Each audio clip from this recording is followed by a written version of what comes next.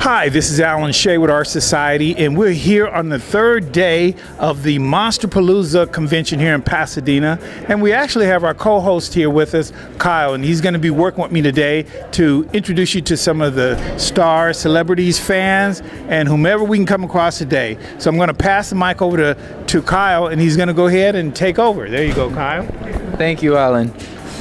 So we're here with the one and only man who haunts your dreams, Freddy Krueger. Please don't come in my dreams. They're already terrifying enough. I dream of my ex every single night. Okay. So I gotta say, this is by far one of the best, most well-done outfits I've seen yet today, especially the claws. I don't know if you can see it, but these claws are really actually welded in. They're real aluminum. So what I gotta ask, what pursued you to want to do this as this particular character? I've just been such a fan of horror all my life. Actually, my name's Aaron. I love horror. I love horror movies, scary movies. I love being scared. And I actually shoot movies and direct movies myself. And I wanted to do a Freddy short just for fun, just for the fans. And so I wrote a horror Freddy Christmas movie. And it's Freddy Krueger on Christmas. Ho, ho, ho, kiddies. Well, you definitely have the Christmas sweater. I got the Christmas sweater, so I had to put the costume together. And so I got this mask. This mask is from Right Effects. And this glove is one that I built out of several different parts.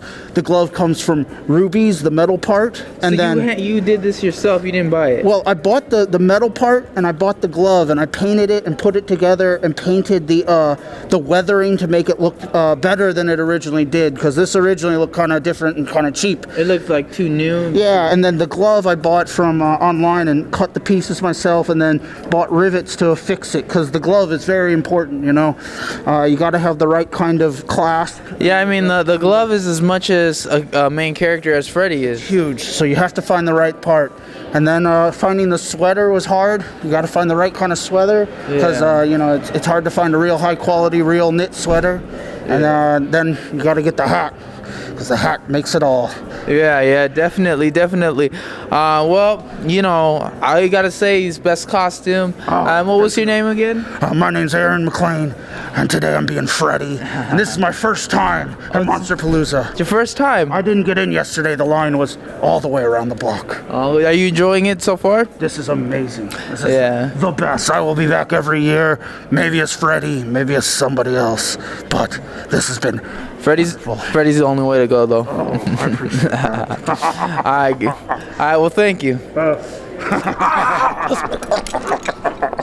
You're all my children now. Yeah, we just want to quick say hi and let the viewers know you're here tonight, and are you going to be here the whole weekend? Oh yeah, I mean, I'm having so much fun. You know, my family's from Pasadena, and so I was walking around today trying to find my favorite antique store down in the Old Town, but I couldn't find it. But yeah, it's just great to be in Pasadena, and there's so many friends I have here in LA and Hollywood, and it's easy for them to access this show, so it's great running into all the old friends. Well, we're so proud, and just so the viewers know who I am talking to. Yeah. Oh, Robert Englund here, a.k.a. Freddy Krueger. Got my new movie coming out with the lovely Lynn Shay from Insidious called Midnight Man, and my new game, great game called Injustice 2, maybe the greatest game ever. Check it out. I'm here in Pasadena at Monsterpalooza, and I'll be here through Sunday. Well, good. Well, we're going to make sure we get it out, and we'll be here all weekend watching you every day. Thank you. Thank you, Robert. No more naps, dude. Okay. And give the viewers a sense of the process of being creative. Well, I am the female gremlin, Greta, and it's a very long process. I know my makeup artist spent about a month and a half sculpting all of this, running molds, doing stuff. And we started playing at 10:30 this morning, and we finished at maybe 3. So it took a while, but here I am. Wow. So for those of you viewers who didn't hear her, she said she started at 10:30 this morning putting on her makeup, and she just completed about 3:30. 3. 3 o'clock. So that shows you what goes into creating such detail. I mean, the eyes and the beauty and the sex appeal that she has. So we want to make sure the viewers understand how important it is. Now here's another gentleman. Why don't you share with them, because it looked like he had a late night last night with his girlfriend, and she kind of wanted to bite your neck. Huh? I'm Jack from American Werewolf in London. So that's my character. I'm the victim of a werewolf attack. So I kind of got something in my throat right now. Okay. So why don't you share with the viewers how long your process was, and how did it work to have all of these details done, because you got a lot of details on your face. Yes, it's mostly the same as her. We started about 10:30 this morning, and it was just about the same time that it took. These are all different pieces. They're separate pieces glued together into one. So it was a lot of it. It started at the neck and then just and it went over the eyes. So it's a long process. So I'm assuming the werewolf is where? Right behind. Okay, well, we're going to go to the werewolf. Oh, my God. Well, come on in, Mr. Werewolf, so you can share with the viewers your name. Okay, and is this the man who created it? Well, we're going to bring him in. Why don't you share with us the process for the werewolf? Well, it's a lot of work. You take the live cast, you sculpt the pieces, you make the molds, make the teeth. I made the hands too, you know. It's a lot of work. A lot of work. So now, are these actual gloves that he has Those on? are gloves, yeah. Those are gloves, okay. And so as to the makeup, as far as the eyes, how did you bring that to life? Well, this is scleral lenses. Scleral they're very big. You know, they fill out the whole eye. So they say when you change the eyes of someone, that is what really changes the person. Yeah. And it works. And so what about, did you give him dancing lessons too? Well, he is actually a Michael Jackson impersonator, Pete Carter. Okay. And he has all the moves, and I figured since I'm doing a Michael Jackson makeup, I get someone who can dance like him. Okay, well, he's going to show us some of his moves. Yeah. So go ahead, Mike, hit it.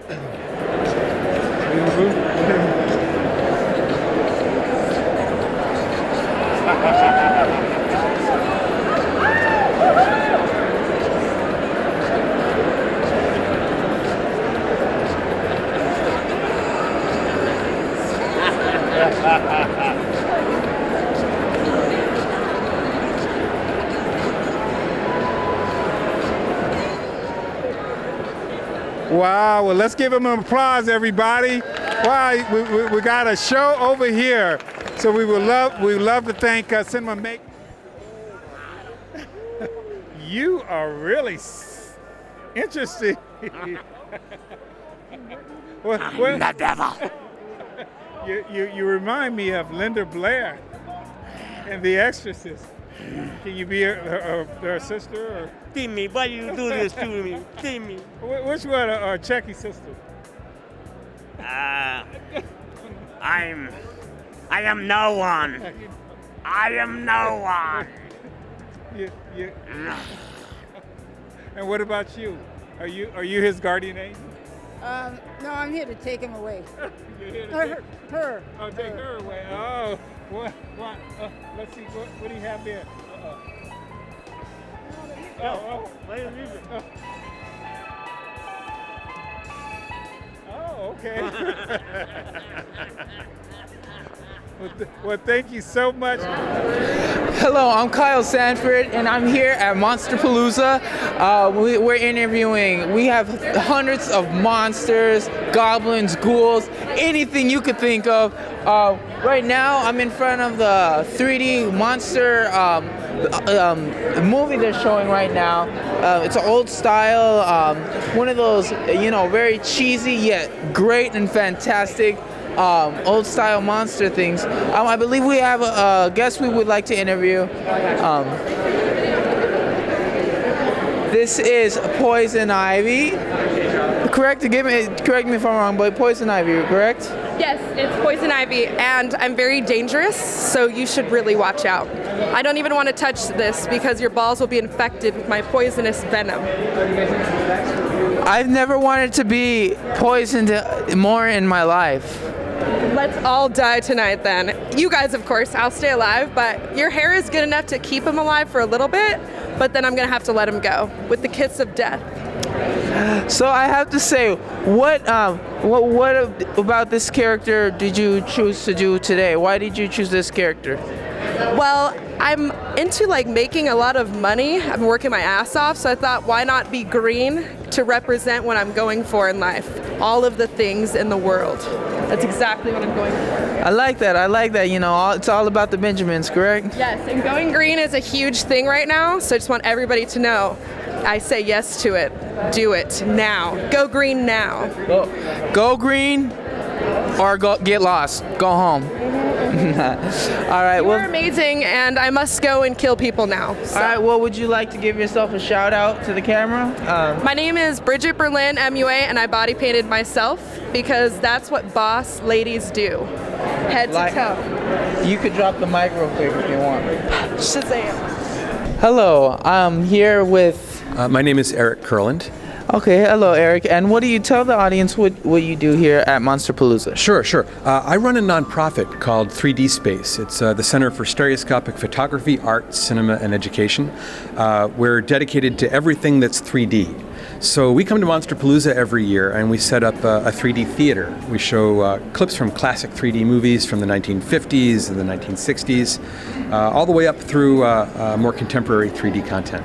But there's so much great 3D that's been created over the years, and a lot of it, there's really no other way to see it than to come to a convention like this.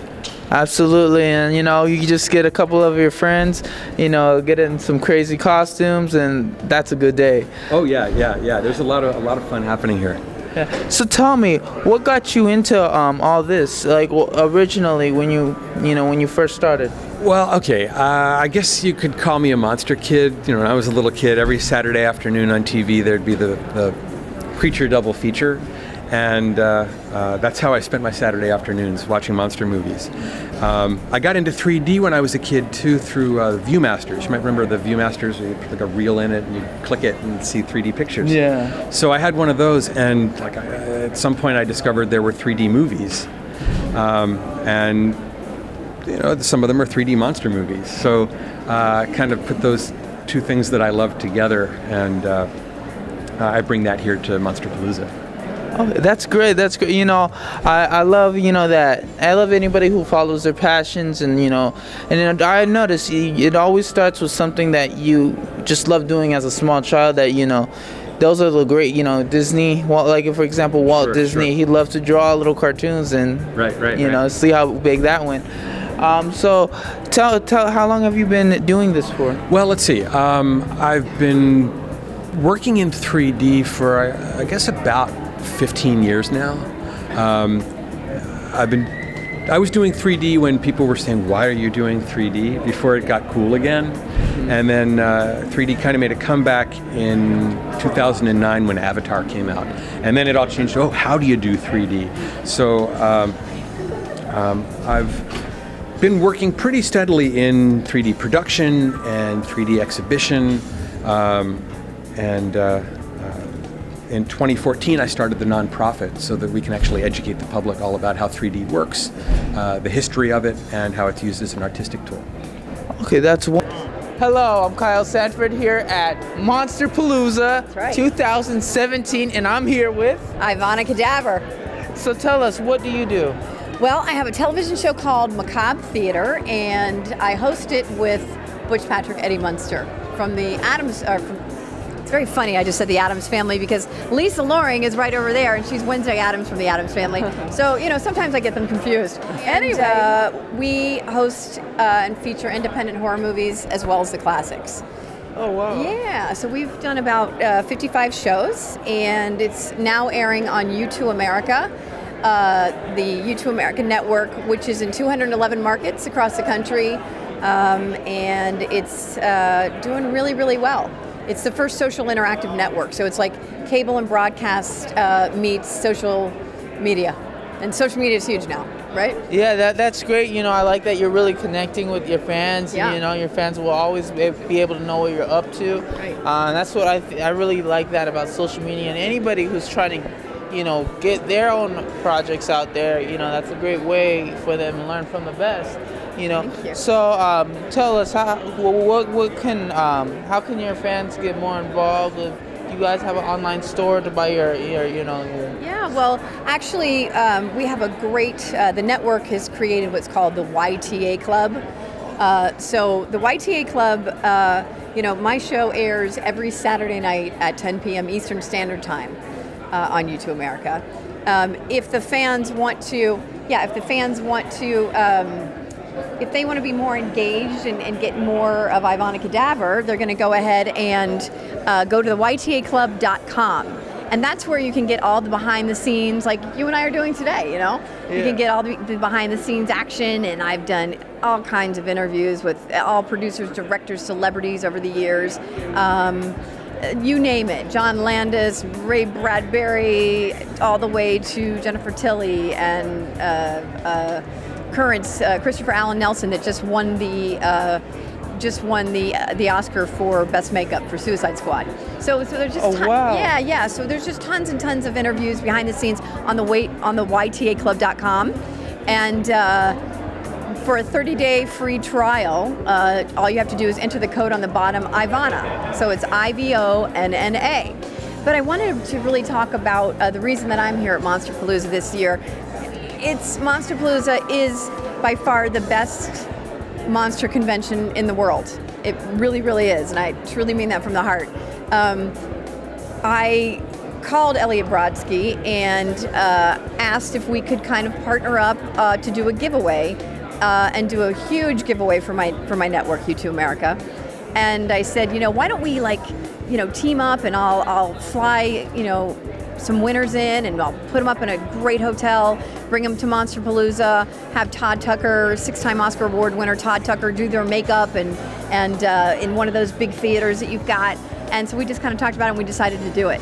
So we've got the winners here with us, and we had them here yesterday with Todd Tucker, and he did their makeup, and Todd's done so much. He did a new movie called The Terror of Hallows Eve, so that was amazing. And it's just been amazing. And I just interviewed Eliot, and so that's really why we're here today. We're here for the Hollywood Halloween giveaway on U2 America, and we'll continue to do it, I think, throughout the year, out the years, because this is number 9, and next year is Monsterpalooza 10. So, and I also, like I said, I brought my great, she's like a sister to me, Lisa Loring, Wednesday Addams, from the Addams Family, and so I've got her today. She's here today, as well as Todd Tucker again, and just having a blast. So if you guys want to know more about me, go to @Ivana Cadaver at Macabre Theater, and that's on Twitter. And if you want to know more, go to macabretheater.com. All right. Well, thank you. Kyle Sanford here at Monsterpalooza. If you can't make it here today, make sure you come down next year. Have a nice day. Hi, this is Alan Shay, and we are here with I'm gonna call him the man of the hour, because he has extended an incredible 3-day weekend here in Pasadena, and I am so fortunate to close out Monsterpalooza 3-day great convention here in Pasadena, and I wanted to end it on a story of a gentleman who brought a new life to Pasadena, and certainly all of the youth that I've talked to today in this 3-day venture has been incredible. So I wanted the viewers to really get an understanding of what possessed you to be the creator of this great event. Well, Alan, I have always been a humongous fan of film and television, but especially horror, science fiction.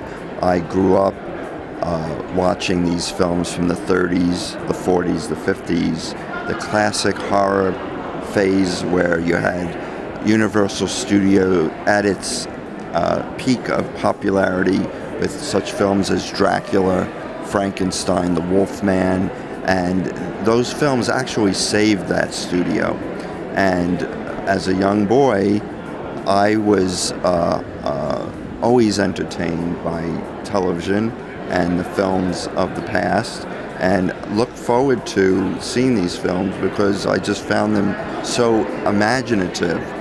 And that led to wanting to find out who created these characters that just seemed to stretch my imagination.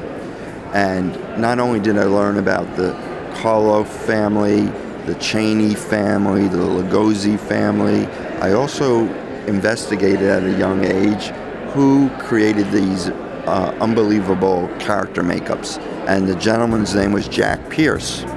Jack Pierce was in charge of the Universal Studios makeup department. And he created all these unique, unusual designs that propelled Universal really into being one of the top studios of the 30s and 40s. That led to reading books, magazines, just a total interest. How did they create? How did they design? How did they know something would work on film? Which then, at the age of 8 or 9, made me want to try to reproduce what they showed on the screen. So I would sit at home and use clay and create a new version of their representation and glue things on my face and make masks that resembled the characters, which then branched into me making my own creatures. This was all at the age of 10, 11 years old at the most. Also a big film fan, so I learned who was the directors and who were the composers, and but it always intrigued me about the actual makeups. So many years fast forward, I'm now in my late 30s, and I'm introducing my son now to the films that interested me back when I was a young man. So would you share, so that they can really understand, did you come in as a artist in the industry that got involved with creating characters, creating the makeup process, or did you just make sure that you were a student of that aspect to bring it into a historic or business side of it? Because ultimately, to get to this level and to have the kind of organization skill sets and put something like this together, that had to come from somewhere. So I think if you have a genuine interest in something, you tend to give it 150%. And being a business operator on the East Coast, knowing that most of the artists related to film and television on the West Coast, I was strictly a hobbyist who would sculpt just for pleasure on my own.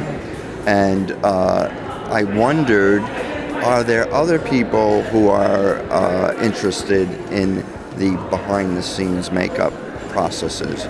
So I literally came out from New York, went to the various shops, talking to the main creature creators in town. I proposed my idea of bringing their talents forward for others to learn about and appreciate. And they were all for it, because they usually are, when the credits are rolling at the end of a movie, they're usually pretty close to the bottom, and it goes by so fast, you do not really absorb who went into creating. So I did some research and found out which shops were best for that, and they all agreed, let's do a show, we'll support you 100% in your endeavor, because it's exactly, what we hope people will appreciate on so many levels. So I then got the okay to feel strong enough to, now let's find a location. And I spoke to various friends in the area. What do you think will be the best starting point? And for 8 years we were in Burbank. Burbank was a nice starting location, and it did reach a point where the space was just not large enough anymore. So I then started scouting other cities around the Burbank area to figure out what do I feel comfortable in when I walk through the facility. And Pasadena was my first choice, and it fit all the my requirements for growth. The large lobbies that surround the big exhibit rooms really were very perfect for signing events, and then having the interior rooms for exhibits. So, and I liked the feel of the neighborhood. It had a quaint feel, as well as the various restaurants. It all made for a nice area to provide a 3-day festival. And so you've been here in Pasadena for how long? Well, our first show was 2017, and I had looked at Pasadena probably 3 years ago, when I knew we were reaching the point of needing more space. And I spoke to Pasadena quite often, and I would be so close to making the decision, and I just felt I wanted the comfort level of the smaller place still. And then finally, it reached a point where the crowd was really overpowering the exhibitors and the signers, so it needed to be done. So this is actually your first year? So this is our second year. Oh, second year. The first year was 2016. 2016, okay. And we had a very good turnout, and everybody really appreciated the more elbow room, and the parking was more expansive, and the theaters and the restaurants all just said it's now time to do it. And so now we are at the almost conclusion of 2017, and it went quite well. Everybody was able to comfortably navigate the halls and the rooms, and I only hear a positive response to this location. Well, it has been a tremendous event. I mean, I was here for 3 days, and as I shared with you, Eliot, I am just so thankful that you gave us an opportunity to provide media coverage of such a phenomenal event, that everyone in Pasadena should know that you are truly welcome here, and what you do and what you bring, because of the education, all of the exhibits, all of the creativity. It was just phenomenal, and I just said I really wanted to make sure that the viewers really understand what goes on behind the scenes. And I think your story is just adding more depth to why resources like yourself need to be heard.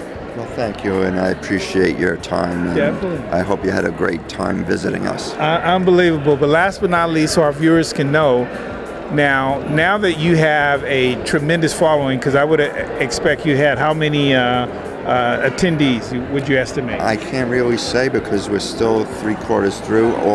My only agenda is to make sure everybody's comfortable and happy, and that's where we're at Well, this I time. think you've done a great job there. So, but it has been tremendous. I mean, thank you. I was here for, like I said, each night, and the lines were around the corner. And I know for Freddy Krueger's exhibit, a lot of people on Friday night couldn't even get in. So, well, we tried to accommodate everybody, and he's not a machine. He is signing. He was trying to sign as fast as he could, and I thought he did a very commendable job. He didn't even take breaks. Right.